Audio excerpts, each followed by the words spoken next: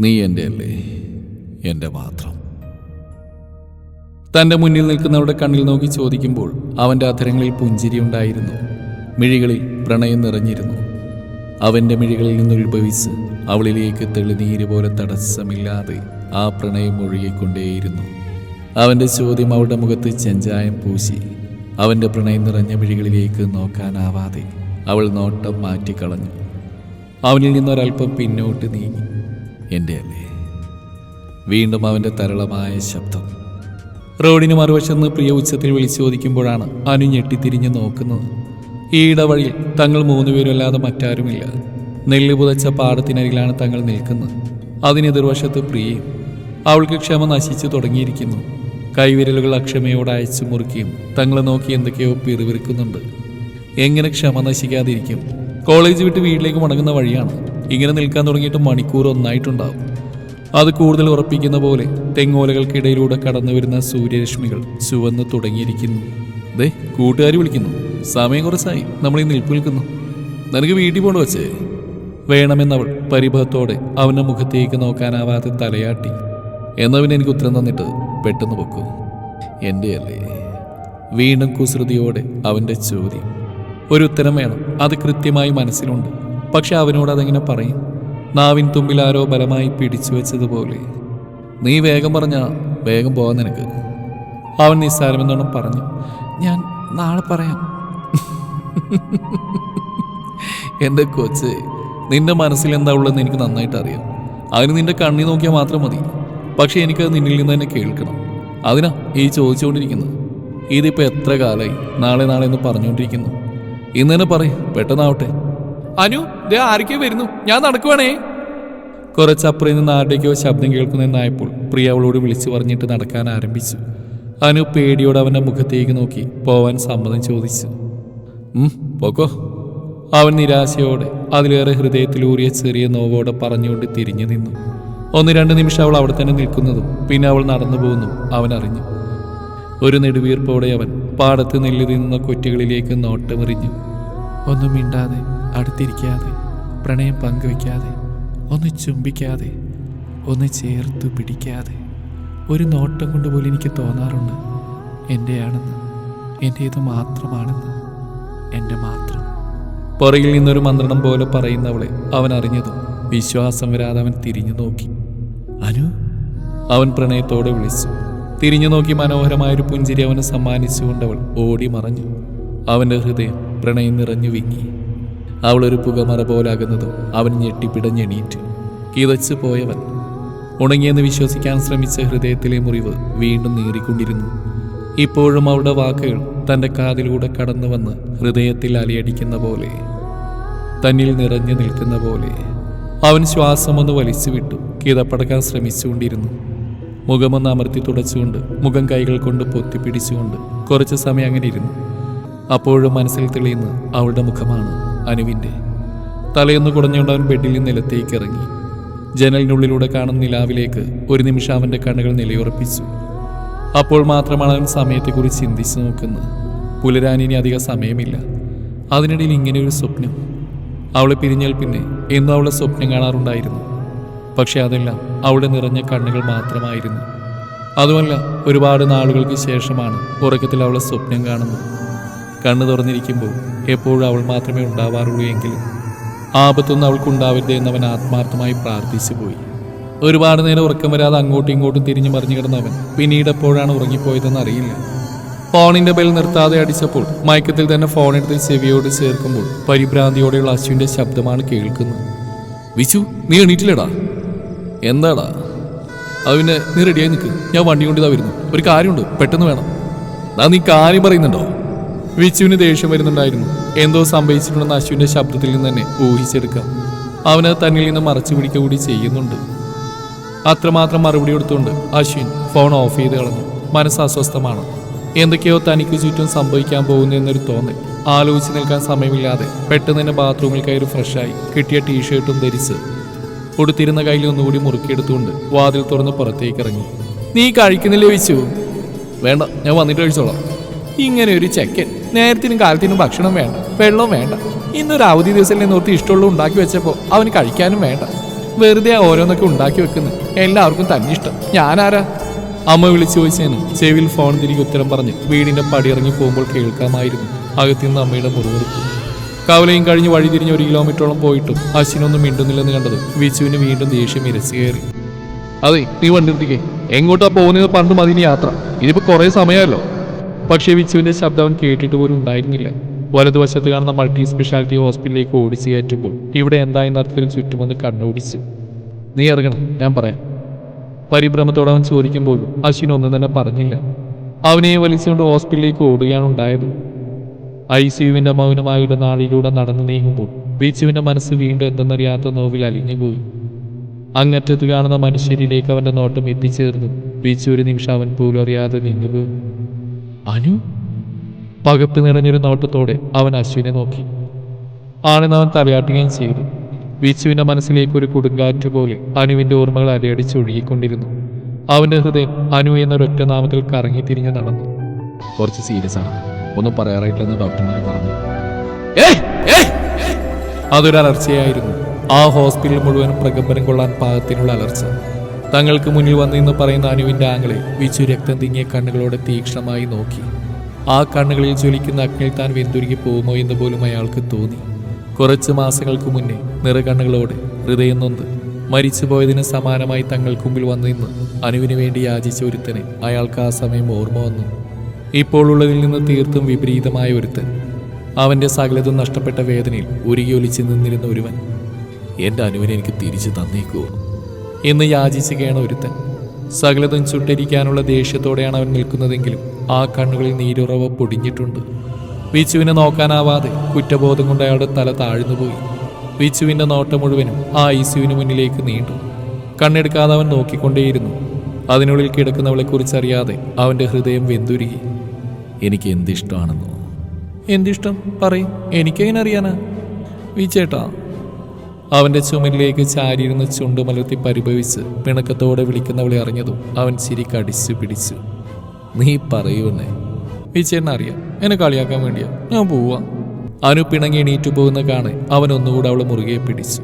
ആർക്കും വിട്ടുകൊടുക്കില്ലെന്ന പോലെ തന്റെ നെഞ്ചോട് ചേർത്ത് പിടിച്ചു നിൽക്കുന്ന പെണ്ണ് പിണക്കത്തോടെ പിടിതരാതെ ഒഴിഞ്ഞു മാറിപ്പോവാൻ ശ്രമിക്കുന്നത് കാണെ വിച്ചുവിന് അവളോട് ഒത്തിരി ഇഷ്ടം തോന്നിപ്പോയി. അവളോടുള്ള പ്രണയം അങ്ങനെ നിറഞ്ഞു തുളുമ്പുന്ന പോലെ പെണ്ണ് വീണ്ടും വീണ്ടും അവനെ പ്രണയത്തിനാഴങ്ങളിലേക്ക് നിസ്സാരമായി കൊണ്ടുപോകുന്നത് പോലെ. നിന്റെ പ്രണയം എനിക്കറിയാം പെണ്ണേ. ഞാനും നീയും നിറഞ്ഞു നിൽക്കുന്ന ഈ നിമിഷങ്ങൾക്ക് പോലും അറിയാം. നിന്റെ ഇഷ്ടം, എൻ്റെ ഇഷ്ടം, നമ്മുടെ പ്രണയം. ചില നേരങ്ങളിൽ മനസ്സിൽ, ഹൃദയത്തിൽ, ആത്മാവിനാഴങ്ങളിൽ, ശരീരത്തിൻ്റെ ഓരോ അണുവിലും നിറഞ്ഞു നിൽക്കുന്ന സ്നേഹം വന്ന് നിറഞ്ഞു കവിഞ്ഞു തുടങ്ങുമ്പോൾ സ്വയം ആ നിറവ് താങ്ങാനാവാതെയാണ് എന്തിഷ്ടമാണെന്നോ എന്നൊരൊറ്റ കൊളുത്തിലേക്ക് നമ്മൾ ആ ഇഷ്ടത്തെ കുരുത്തു വയ്ക്കുന്നതെന്ന്. വിച്ചുവിൻ്റെ സ്വരം നന്നേ നേർത്തുപോയി. പ്രണയം വന്ന് നിറഞ്ഞ് ആ പ്രണയത്തിൻ്റെ മായാജാലത്തിൽ അവൾ ലയിച്ചു പോയി. അവൾ പോലും അറിയാതെ അവനിലേക്ക് ചേർന്നു പോയി.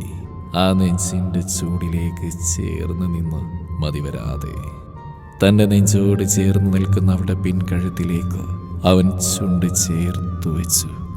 അത്രമേൽ പ്രണയത്തോടെ, അത്രമേൽ ആഗ്രഹത്തോടെ, അത്രമേൽ ഇഷ്ടത്തോടെ. എനിക്ക് എന്തിഷ്ടമാണെന്നോ? തൻ്റെ ചുംബന ചൂടിൽ വിവശയായി നിൽക്കുന്ന അനുവിൻ്റെ ചെവിയിൽ ഒരു മന്ത്രണം പോലെ അവൻ മൊഴിഞ്ഞു. ദേ അവിടെ കഴിഞ്ഞുപോയ പ്രണയ നിമിഷങ്ങളുടെ ഇനിയും മറക്കാൻ സാധിക്കാത്ത ഓർമ്മകളിൽ നിന്ന് തന്നെ വിളിച്ചുണർത്തിയ അശ്വിനോടൊപ്പം അവൻ്റെ കണ്ണുകളും ICUവിന് നേരെ പാഞ്ഞു. ICUവിന് മുന്നിലേക്ക് നിലവിളിയോട് ഓടിയെടുക്കുന്ന അനുവിൻ്റെ അമ്മ. അവൻ്റെ ചെവിയിൽ അപ്പോഴും മുഴങ്ങി കേട്ടിരുന്നത് അവളുടെ സ്വരമായിരുന്നു. അവൻ്റെ നെഞ്ചിൽ ഇപ്പോഴും അവളുടെ ചൂടുണ്ടായിരുന്നു. എനിക്ക് എന്തിഷ്ടമാണെന്നോ?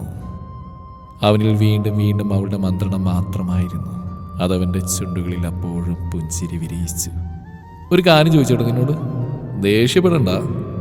എന്താ ഇത്രയും മുഖവരിട്ട് ചോദിക്കാൻ? വിച്ചേട്ടനോട് എന്നും ചോദിച്ചുകൂടെ? ഫോൺ ചെവിയിലേക്ക് ഒന്നുകൂടെ ചേർത്ത് പിടിച്ചുകൊണ്ടാൻ ബെഡിലൂടെ ഒന്നുരുണ്ട്. നേരം പുലരുവോളം ഉറക്കമില്ലാതെ തങ്ങളുടെ പ്രണയം കൈമാറിക്കൊണ്ടിരിക്കുന്ന നിലാവുള്ള രാത്രിയായിരുന്നു അത്. മിണ്ടും തോറും വീണ്ടും മിണ്ടാനും, കാണും തോറും വീണ്ടും കാണാനും, അറിയും തോറും വീണ്ടും അറിയാനും തോന്നുന്ന അത്രയും തീവ്രമായി അവരുടെ പ്രണയം വളർന്നുകൊണ്ടിരിക്കുന്ന സമയം. മടുപ്പില്ലാതെ രാവും പകലും ഒരുമിച്ചിരിക്കാൻ ആഗ്രഹിച്ചിരുന്ന നിമിഷം.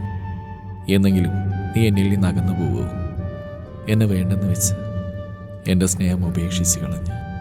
തളർച്ചയോടെ അവൻ ചോദിച്ചു തീർത്തപ്പോൾ അപ്പുറം നിശബ്ദമായിരുന്നു. ആ നിശബ്ദതയിൽ തന്നെ അവൻ തിരിച്ചറിഞ്ഞു ചോദിച്ചതൊട്ടും ഇഷ്ടമായിട്ടില്ല എന്ന്.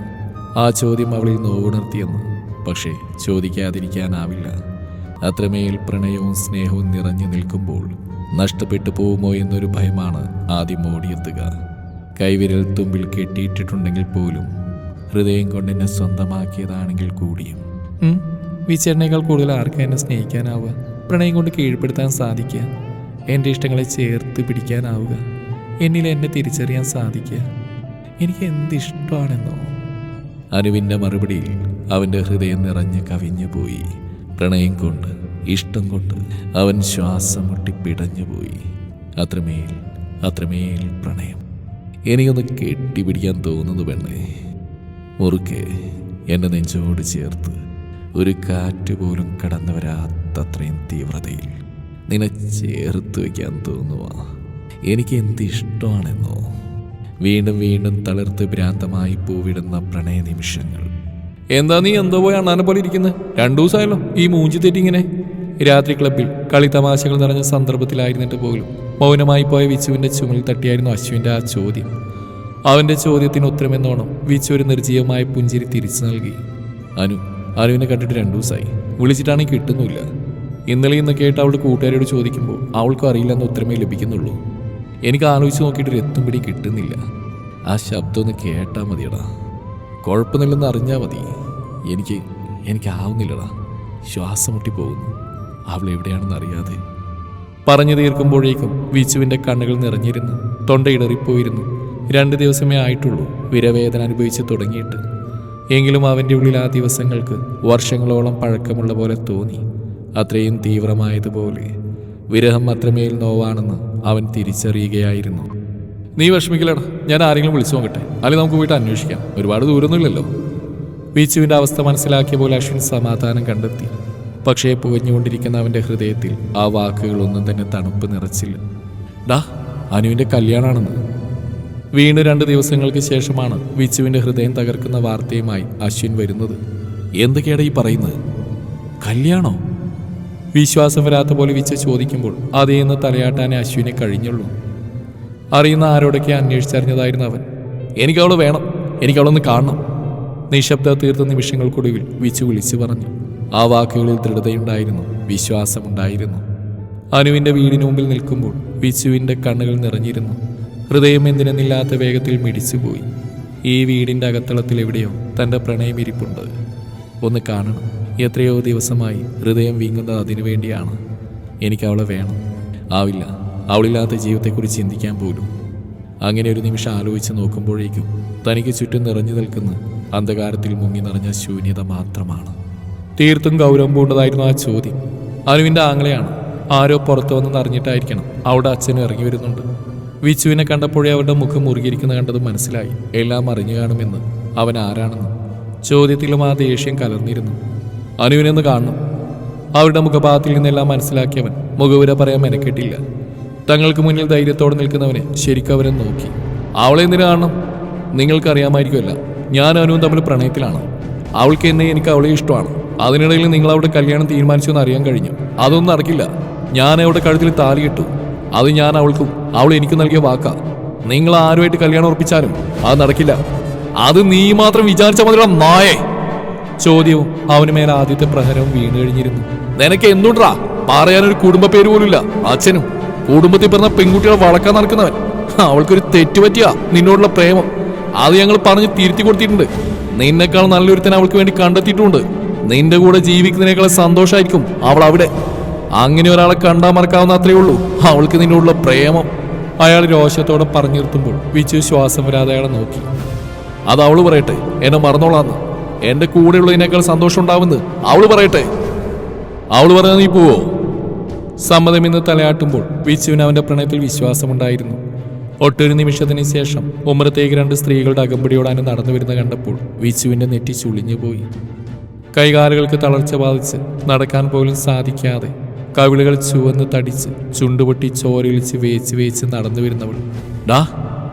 അശ്വിൻ പകപ്പോടെ വിച്ചുവിനെ വിളിക്കുമ്പോൾ അവൻ്റെ നോട്ട് അവൾ തന്നെയായിരുന്നു. ഞാൻ കാരണം. അവൻ്റെ ഹൃദയത്തിൽ പെട്ടെന്നൊരു നോവുറവ് പൊട്ടി. വിച്ചേട്ടാ!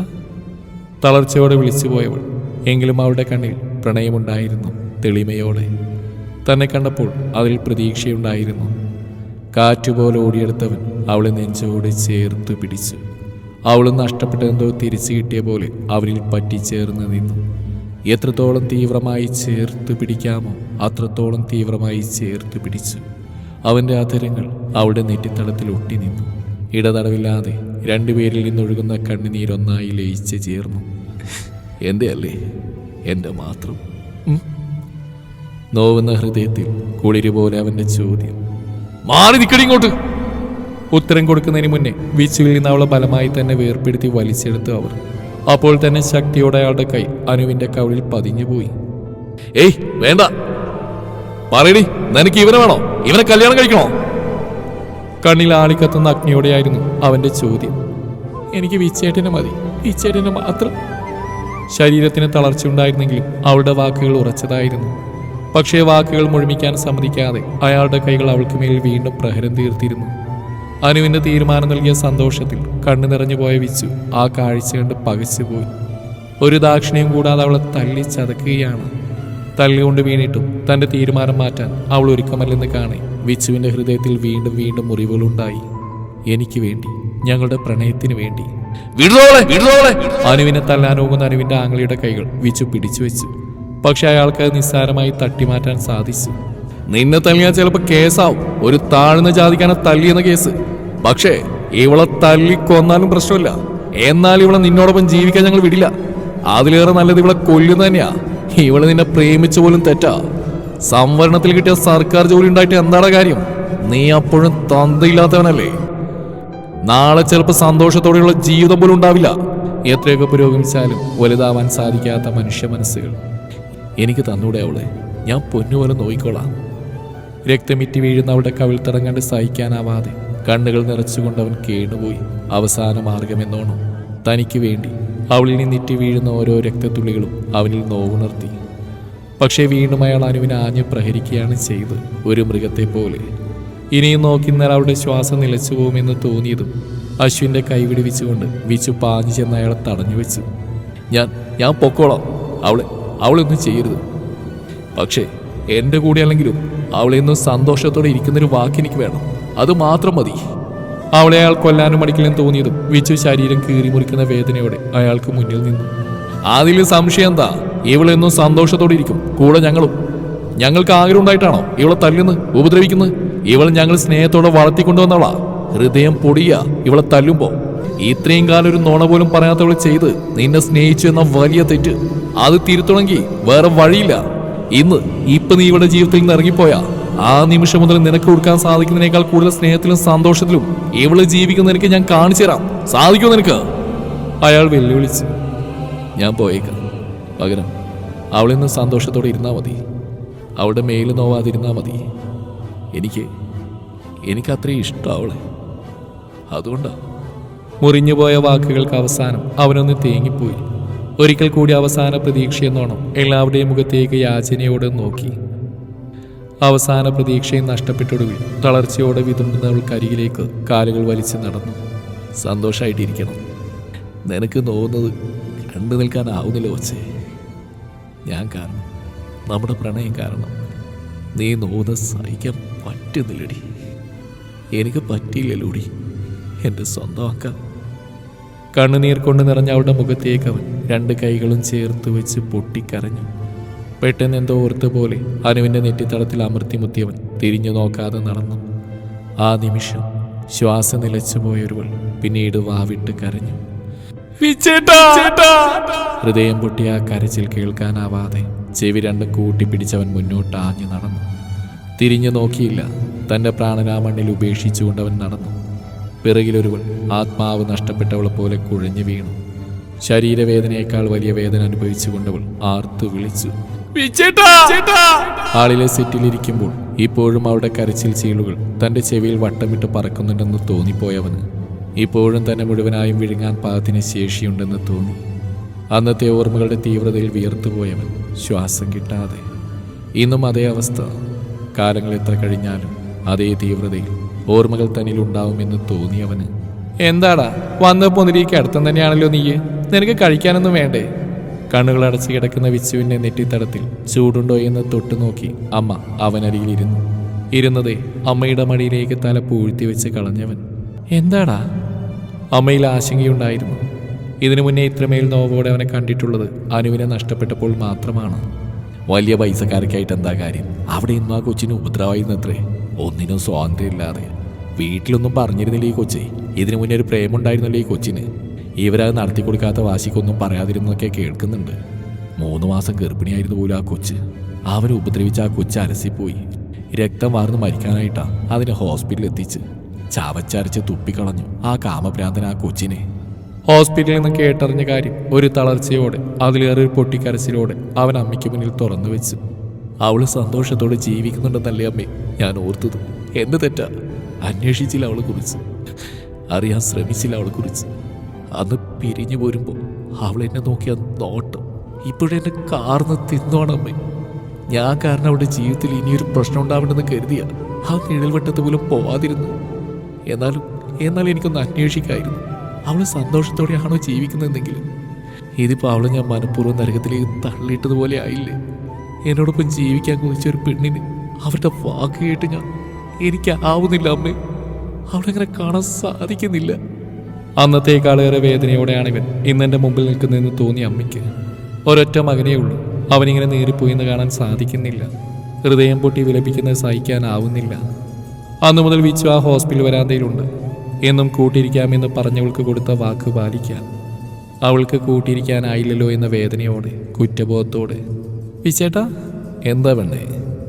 അതെ, ഞാൻ പെട്ടെന്നൊരു ദിവസം മരിച്ചുപോയാ വിച്ചേട്ടൻ എന്നെ മറക്കുമോ? എന്ത് മറക്കണോ ഞാൻ? വിച്ചേട്ടൻ കരയണം. എനിക്കിതിനെ മറക്കാനാവില്ലെന്ന് പറഞ്ഞ് കരയണം. ഓർത്തിരിക്കണം, എപ്പോഴും മറക്കില്ലെന്ന് കരുതിയിരിക്കണം. പിന്നെ ഇടയ്ക്കിടയ്ക്ക് ഓർക്കണം. മറക്കാൻ മടിച്ചുകൊണ്ട്.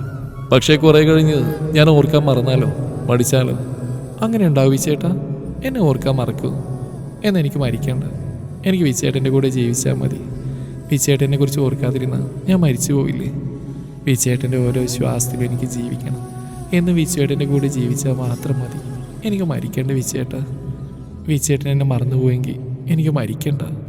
ഓർമ്മകൾ പ്രളയം പോലെ കുത്തിയൊഴുകി മനസ്സിലൂടെ ലക്ഷ്യമില്ലാതെ സഞ്ചരിച്ചുകൊണ്ടിരിക്കുകയാണ്. ഇടയ്ക്കിടെ ചിരിപ്പിച്ച്, പ്രണയം നിറച്ച്, കണ്ണുനീർ ചാലുകൾ തീർത്തങ്ങനെ ദിവസങ്ങൾ കടന്നുപോയി. ശ്രമിക്കാമെന്ന ഡോക്ടറുടെ വാക്ക് മാത്രം. ICUവിൽ നിന്ന് പുറത്തേക്ക് ഇറങ്ങുന്ന അനുവിൻ്റെ അമ്മയെയും അച്ഛനെയും ആങ്ങളെയും അവൻ പ്രതീക്ഷയോടെ നോക്കും. മടുക്കാതെ ആ വാതിലിനപ്പുറത്തേക്ക് നോക്കിയിരിക്കും. അവിടെയുള്ളവർക്കെല്ലാം അവൻ പരിചിതനായി. ഇത്രമേൽ ആഴത്തിൽ ഒരാൾക്ക് പ്രണയിക്കാൻ സാധിക്കുമോ എന്ന് പോലും ചിന്തിച്ചു പോയി. എൻ്റെ അല്ലേ, എൻ്റെ മാത്രം. അനുവിൻ്റെ താടിത്തുമ്പ് ചൂണ്ടുവിരൽ കൊണ്ട് ഉയർത്തി വിച്ച് ചോദിക്കുമ്പോൾ അവൻ്റെ നോട്ടം താങ്ങാനാവാതെ അനുവിൻ്റെ മിഴികൾ കൂമ്പി അടഞ്ഞു. എൻ്റെ അല്ലേ? ചെവിയോട് ചേർന്ന് വീണ്ടും അവൻ്റെ തരളമായ ശബ്ദം. വിച്ചുവിൻ്റെ നിശ്വാസങ്ങളിൽ അവൾ പുളഞ്ഞുപോയി. ശ്വാസമെടുക്കാൻ പോലും ആവാതെ തളർന്നു. കണ്ണുകൾ ഒന്നുകൂടെ ഇറുക്കെ അടക്കുമ്പോൾ അവളുടെ മിഴികൾക്ക് മേൽ വിച്ചുവിൻ്റെ ശ്വാസം വന്ന് പതിച്ചു. ഒന്ന് വിറകൊണ്ട് അവളുടെ മിഴികൾ പതിയെ തുറക്കുമ്പോൾ വിച്ചുവിനെ മുന്നിൽ കാണാനില്ല. അവൻ്റെ ഗന്ധം തന്നിൽ നിറഞ്ഞു നിൽക്കുന്നുണ്ട്. എവിടെ പോയി? ചുറ്റിനും അവൾ ഭയത്തോടെ തിരിഞ്ഞോടുമ്പോൾ ഏതോ ഇരുണ്ട ഗർത്തത്തിലേക്ക് അവൾ വീണുപോയി. അനുവിൻ്റെ ശബ്ദം അവിടെ ആകെ അലയടിച്ചു. കിതച്ചുകൊണ്ട് അവൾ ഉറക്കമുളന്ന് ചുറ്റിനെ നോക്കി. ഇല്ല, വിജയേട്ടനില്ല. സ്വപ്നത്തിൽ നിന്ന് പൂർവ്വസ്ഥിതിയിലേക്ക് എത്താൻ അവൾക്ക് വീണ്ടും നിമിഷങ്ങൾ വേണ്ടി വന്നു. ആ യാത്രയിൽ അവൾ ഇതുവരെ സഞ്ചരിച്ച ദൂരം ഓർത്തെടുത്തു. മരവിപ്പ്, മറ്റൊന്നുമില്ല. കണ്ണുനീർ വറ്റി വരണ്ടുപോയിരിക്കുന്നു. പ്രണയത്തിന് വേണ്ടി, തൻ്റെ കുഞ്ഞിന് വേണ്ടി കരഞ്ഞ് കരഞ്ഞ് അവ വറ്റി വരണ്ടിരിക്കുന്നു. അനു കണ്ണു തുറന്നു എന്നുള്ള വാർത്ത കേൾക്കേണ്ട താമസം എല്ലാവർക്കും സന്തോഷമായിരുന്നു. പ്രാർത്ഥനകൾ ഫലം കണ്ടിരിക്കുന്നു. ഇത്രയും ദിവസം വറ്റി വരണ്ട വിച്ചുവിൻ്റെ ചുണ്ടുകളിൽ പുഞ്ചിരി പൊടിഞ്ഞു. അനുവിനെ റൂമിലേക്ക് മാറ്റി 2 ദിവസങ്ങൾ പിന്നിട്ടിരുന്നു. ഒന്ന് കാണാൻ അവസരം കാത്തിരുന്ന വിച്ചുവിന് അന്നാണ് അവളെ കാണാൻ സാധിച്ചത്. ആരും ഉണ്ടായിരുന്നില്ല റൂമിൽ. കൂടെ ഉണ്ടായിരുന്ന അവളുടെ അമ്മ താഴെ എവിടെയോ പോകുന്നവൻ ശ്രദ്ധിച്ചിരുന്നു. വാതിൽ പതിയെ ചാരി ആ റൂമിലേക്ക് കയറുമ്പോൾ അവൻ കണ്ടു ചോര വാർന്ന് വിളറി വെളുത്ത ഒരു രൂപത്തെ, തൻ്റെ അനുവിൻ്റെ നിഴൽ മാത്രമുള്ള ഒരു രൂപത്തെ. ആദ്യ കാഴ്ചയിൽ തന്നെ അവൻ്റെ ഹൃദയം മുറിഞ്ഞുപോയി.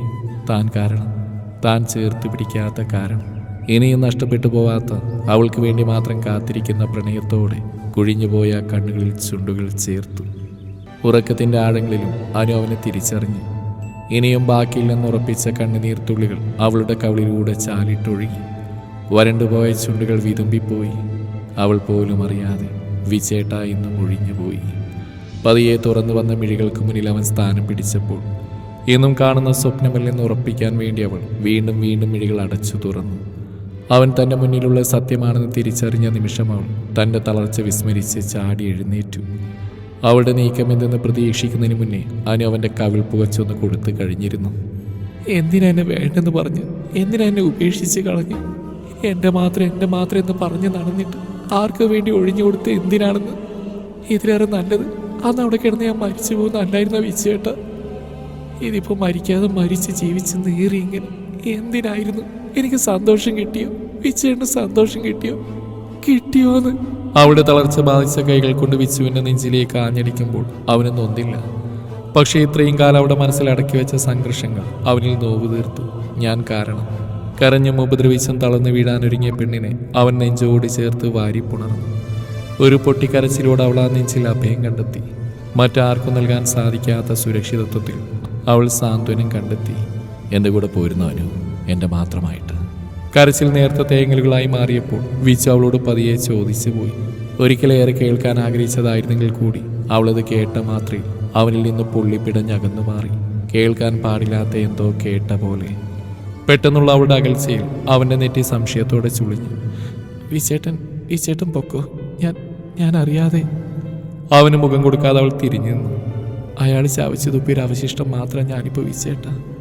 അയാളുടെ കൈകൾ പതിയാത്ത, പല്ലുകൾ പാട് തീർക്കാത്ത, തെറികൾ കേട്ട് തഴമ്പിക്കാത്ത, അയാളുടെ വികാരത്തിൻ്റെ ബാക്കി പത്രം ഉണങ്ങിപ്പിടിക്കാത്ത ഒരിടം പോലും എൻ്റെ ശരീരത്തിൽ ഇനിയില്ല. എനിക്കാവില്ല വിച്ചേട്ടന് മുമ്പിൽ അത് വെച്ച് നീട്ടാൻ. എനിക്ക് അർഹതയില്ല വിച്ചേട്ടന്. മോഹിക്കാൻ മാത്രമേ നിവൃത്തിയുള്ളൂ, നേടാനായില്ല, ആവില്ല. വിച്ചേട്ടൻ പൊയ്ക്കോളൂ. മാറി നിൽക്കാതെ എന്നെ തേടി വന്നില്ലേ, അതിൽ പല സന്തോഷമൊന്നും ഈ പെണ്ണിന് ഇനിയില്ല. നിന്റെ മനസ്സുവാനോ, അവിടെ എപ്പോഴെങ്കിലും നീ അയാൾക്ക് സ്ഥാനം കൊടുത്തിട്ടുണ്ടോ? ഒരു നിമിഷമെങ്കിലും അയാൾ ഈ മനസ്സ് തൊട്ടിട്ടുണ്ടോ?